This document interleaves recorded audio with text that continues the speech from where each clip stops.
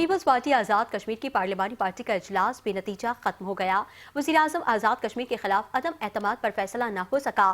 Peoples party عدم اعتماد کی صورت میں نئے قائد ایوان پر بھی تذبذب کا شکار ہے۔ پارلیمانی پارٹی اجلاس میں قائد ایوان کا نام بھی فائنل نہ ہو سکا، جس کے بعد آزاد کشمیر کی قیادت زرداری ہاؤس سے واپس روانہ ہو گئی۔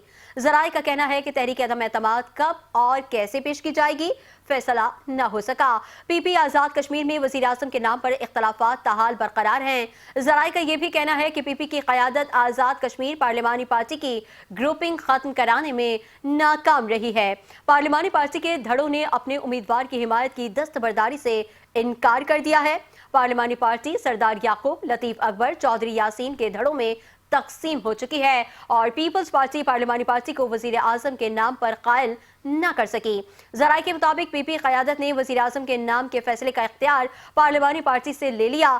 وزیر اعظم آزاد کشمیر کے امیدوار کا فیصلہ پی پی قیادت خود کرے گی۔